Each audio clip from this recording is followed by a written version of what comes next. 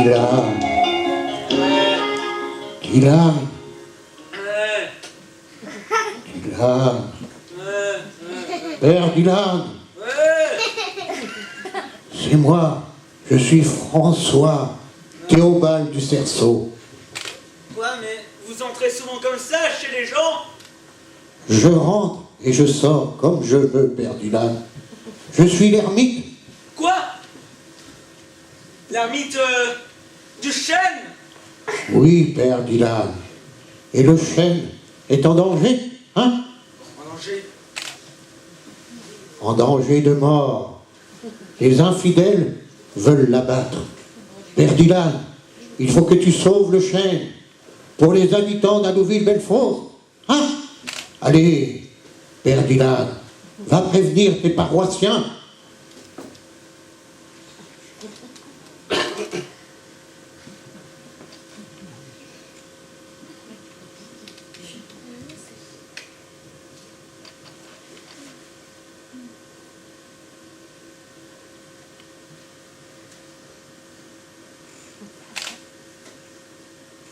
Mais bien, chers frères, Dieu a voulu que je revienne parmi vous aujourd'hui et que je sois désigné pour bénir notre chaîne millénaire. Ma joie serait sans borne s'il ne m'était pas venu aux oreilles quelques nouvelles alarmantes. Mes amis, mes frères, peut-être ai-je béni notre saint arbre pour la dernière fois. Le chêne est en danger de mort. Bien sûr, il n'est pas question de le supprimer comme un vulgaire sapin. Ce serait évidemment monstrueux. On ne peut pas abattre un chêne plus de 1300 ans où repose l'âme de notre saint ermite, François Théobald du Cerceau. Un chêne qui a vu passer les cohortes glorieuses de Charlemagne et de Guillaume le Conquérant. Un chêne sur lequel est venu prier le roi Saint-Louis et sainte Jeanne d'Arc. Un chêne qui a vu naître la résistance juste en face de lui, au café de la place. Non. Mes frères, mes amis, le démon qui inspire quelques-uns et non pas des moindres de nos concitoyens n'est pas surnommé le malin en vain. Comme toujours, il attaque par en dessous, par la racine. Je ne peux pas mieux dire. On va élargir la route. Voilà tout. Scandale. Des décisions ont été prises au conseil municipal sans que vous n'en sachiez rien. Et en élargissant la route, on va couper notre illustre vieil arbre par les racines. On va le mutiler. Et sans les racines, meurt le chêne, privé de sa sève, comme mort l'homme, privé de ses vaisseaux sanguins. Dans un an, un mois peut-être, on n'aura plus ici qu'un parking, un lieu sans arbre. Il faut éviter ça, mes amis. Mais j'ai écrit au président de la République et j'attends une réponse. Tous pour un, tous pour le chêne.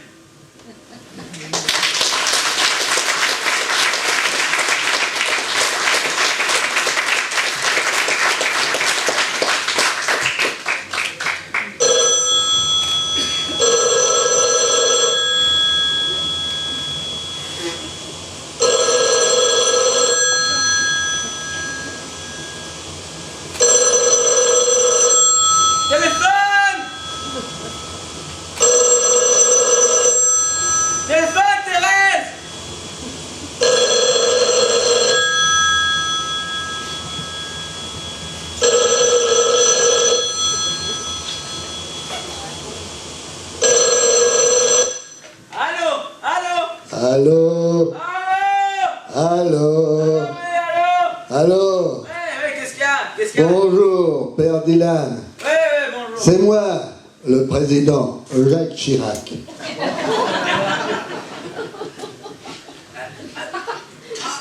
Votre requête?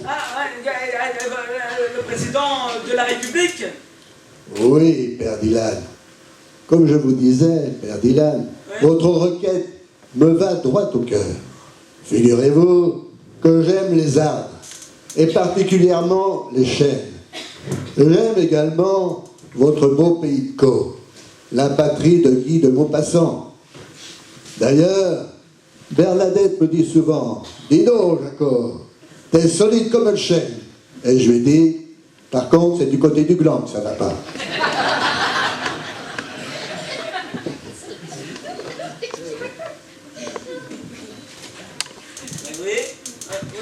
Bonjour, monsieur le président. Je vous ai écrit pour que vous nous aidiez à sauver notre beau chêne d'Allouville, qui a plus de 1300 ans, vous vous rendez compte? Eh bien, je vais m'occuper, personnellement du chêne d'Allouville, que le ministre de la Culture considère comme un monument historique. Ah oui? Ne vous en faites pas. Nous le sauverons, Père Dylan. Il faudrait faire vite, monsieur le président. En ce moment, vos CRS doivent attaquer nos barricades. Et vous savez comment ils sont, vos CRS. Pas commodes. Ah oui. Justement, Père Dylan, en parlant de commode, j'en ai une à la maison, tout en chaîne. Oui. Père Dylan, j'ai donné aux CRS depuis longtemps des ordres pour qu'ils s'humanisent. Bientôt, ils iront dans les maisons de la culture. En Molière, ça les énerve plutôt, monsieur le président. Non, nous là, pour notre chaîne, c'est tout de suite qu'il faut que vous interveniez. Sinon, il y aura des meurtres. Je prends l'affaire en main, immédiatement. Tout va s'arranger et j'irai cet été faire un pèlerinage à votre chaîne millénaire. Je saluerai votre saint ermite. Mais comment qui s'appelle-t-il déjà? L'abbé François Théobald du Cerceau, monsieur le président. Oui, il s'est retiré de notre chaîne en revenant de la 7e croisade. Ah oui, j'ai très bien connu. Eh bien, c'est parfait. Je viendrai avec la présidente qui s'amusera beaucoup à Louville-Bellefosse. Ah oui, elle qui est souvent constipée, ça va lui faire du bien de prendre un peu de sirop de gland. Certainement, monsieur le président. Au revoir. À bientôt, Père Dylan.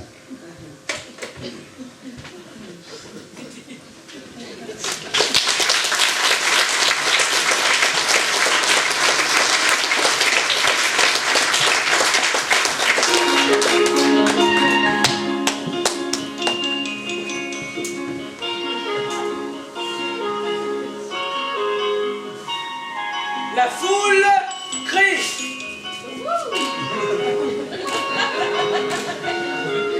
Et réclame la démission du député.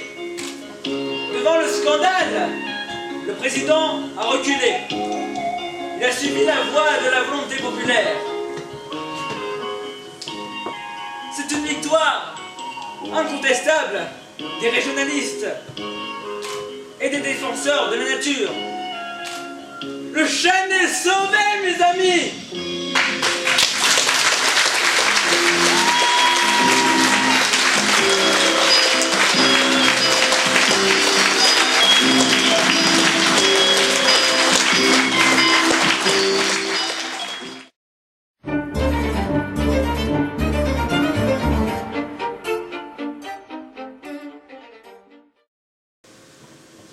Un marchand avait fait d'excellentes affaires à la foire. Il avait vendu tout ce qu'il avait comme marchandise et gonflé sa bourse de pièces d'or et d'argent. Comme il voulait être rentré chez lui avant la tombée de la nuit, il décida de se mettre en route aussitôt. Serra sa bourse dans sa sacoche de sel, monta à cheval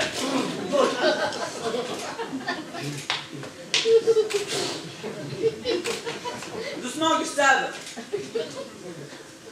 Monta un cheval et s'enfuit.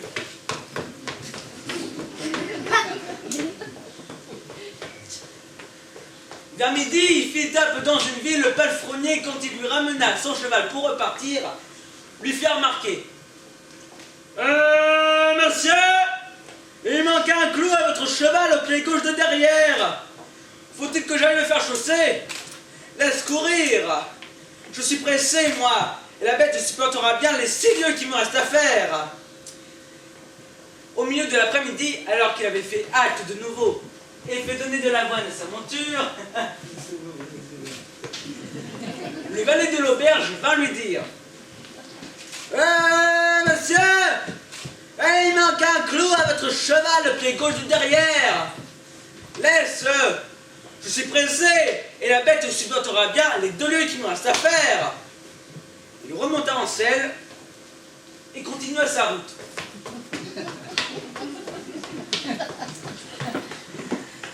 Mais peu après, le cheval se mit à boiter.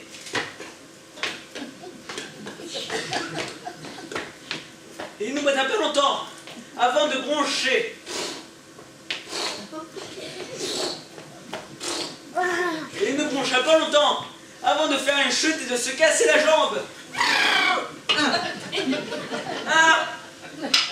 Aussi fallut-il que le marchand déboucla ses sacoches et, abandonnant là son cheval, l'a mis sur son épaule et rentra appeler chez lui où il n'arriva que tard dans la nuit. Ouais, mais tout ça, c'est de la faute de ce maudit clou qui a fait tout le mal. Hâtez-vous lentement.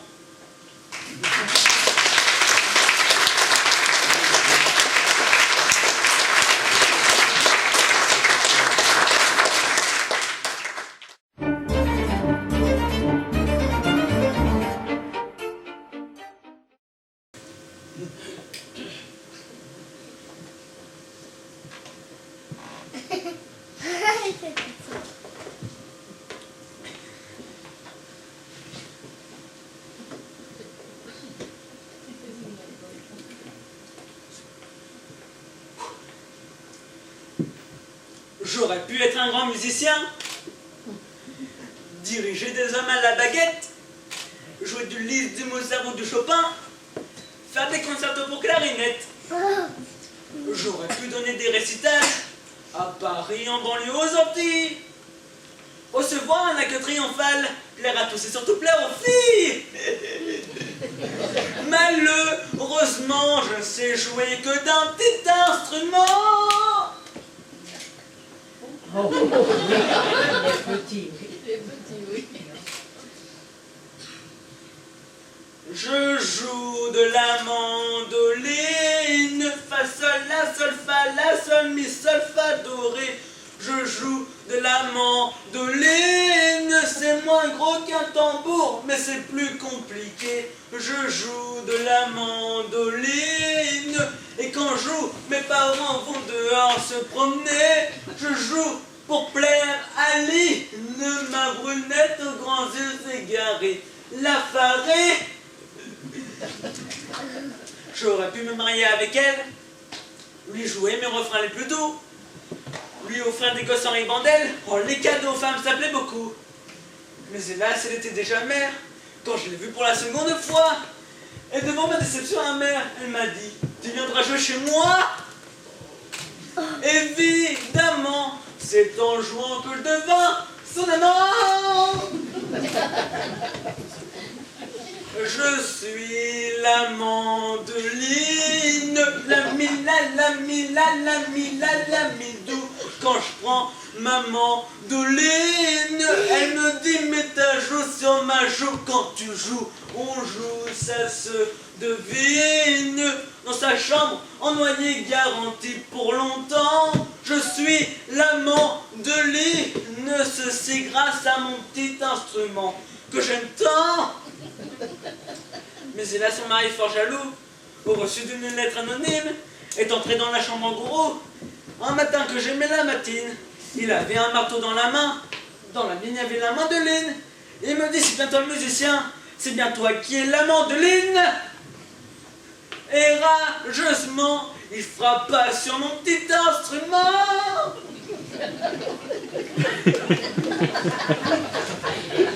Adieu, Line Caline, ton mari méchamment m'a jeté dans l'escalier avec maman Doline. Et avec le Clémenche, le reste était brisé. Bien qu'il soit en colère, il aurait pu quand même jeter mon pantalon à cause de locataire. Roger dû passer la nuit au violon. Non de non.